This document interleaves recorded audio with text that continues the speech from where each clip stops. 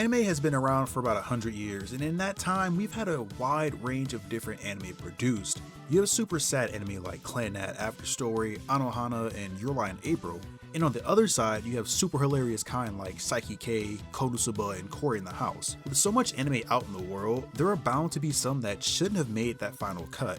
Those few that are so terrible that a kindergarten could probably have drawn a storyboard even better than the studio, but that raises the question, what makes an anime bad? A lot of us consider anime we didn't enjoy to be bad, but that way of looking is just idiotic. That's how a bunch of elitists are spawned. One man's trash is another man's treasure, as the saying goes. Just because you didn't enjoy it doesn't make it bad. It could possibly mean that you just aren't into it, or you forgot to take that stick out your butt before watching it. That's like someone who watches a sports anime. Let's use Ace of Diamond for example. And then their friend's like, hey, did you like Ace of Diamond? And they're like, nah, it sucked. Maybe it just didn't suck. Maybe you just don't like sports animes and you have a biased opinion. And that brings me to the topic of this video. Is Sword Art Online a good or bad anime? Before we begin, as always, if you are enjoying the content, be sure to leave a like on the video. It lets me know if the content I'm making is trash or entertaining. And if you want to go above and beyond, consider subscribing to the channel. With that out the way, let's get right into things. In anime, the first couple of episodes is crucial in capturing the audience and setting a standard for the quality of the series moving forward. Reki Karahawa's Sword Art Online, or SAO, exemplifies how a strong start can both create and destroy a series. In addition, there are various flaws in the logic that simply make this anime feel too superficial. While suspension of disbelief should obviously be incorporated into any viewing of isekai anime, SAO surpasses the threshold that allows an individual to put themselves in the protagonist's shoes. These two critical issues lead to an epic downfall of an anime with great potential. SAO begins with a powerful first two episodes that prepare the audience for a grueling mental and physical struggle of the character Kirito to escape a VR MMO game. After introducing the world and the main objective of the game, Kirito and several other powerful players attempt to defeat the first floor boss. During this battle, Kirito demonstrates his incredible combat abilities, and upon effortlessly slaying the monster, it seemed that Kirito would become a very revered player and lead the others to victory. Although he makes it pretty clear that he does not intend to join a guild and instead becomes the scapegoat for the other players' anger toward the beta testers. A large part of the players stuck in the game blame beta testers for keeping important information a secret, but the reality of it is that they're the ones who made the guidebooks for the new players. After this episode, the series begins to fall apart. Without any explanation, it starts skipping weeks and even months. Kirito decides to join a guild with wholesome members who most of us assume would become important characters, right? Wrong.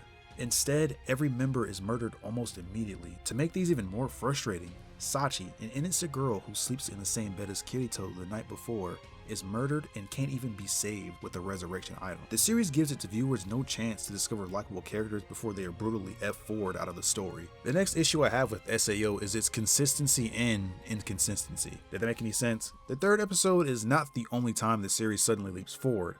At the start of episode 2, a month has passed, 2,000 players died, and they still hadn't even beaten the first boss. At that point, whose fault is it really? Because even if the beta testers were to give the other players all the information they knew, there's no changing the fact that these niggas are garbage. Like, I have to apologize for you being cheeks at the game? Get out my face with that bullshit.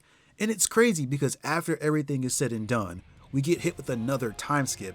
These lengthy time gaps between episodes make the anime lose cohesion in the storyline. The complex plot becomes even more muddled as random new characters who serve no real purpose frequently appear.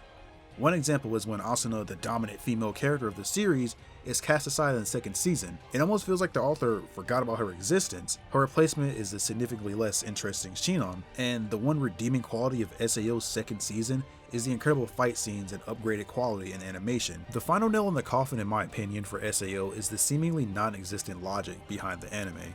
From the very first episode, we learn that players are stuck in the game, and if anyone tried to remove the VR helmet, they would die instantly from an electrical shock to the brain. However, upon release for this VR system, no one knows of this hidden feature until 50,000 players are trapped. Considering the game even had a beta testing open to the public, viewers wonder how not even a single individual discovered this deadly feature. With the amount of data mining that goes on in our current time, it is almost impossible that someone did not stumble across this.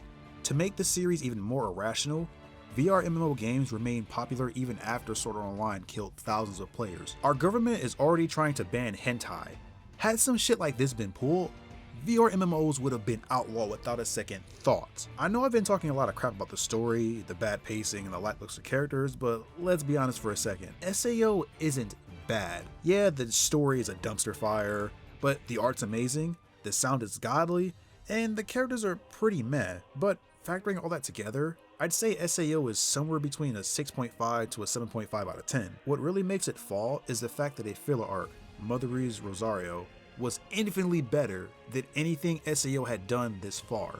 It didn't focus on Kirito, but instead Asuna and another character named Yuki. Bless her soul. Overall, SAO receives incredible support from fans all over the world. Despite all the issues mentioned above, it would certainly be false to say the series is not entertaining. With some of the most intense battles and appealing art styles in anime, Sword Art Online had the potential to be a great anime. However, this series is incredibly overrated by an audience that identified its potential but neglected the mistakes riddled throughout the series. Unfortunately, due to the lack of character and story development combined with unfillable plot holes, the story falls short of greatness. The anime experiences an identity crisis that leads to viewers to question whether they are watching an action or romance series.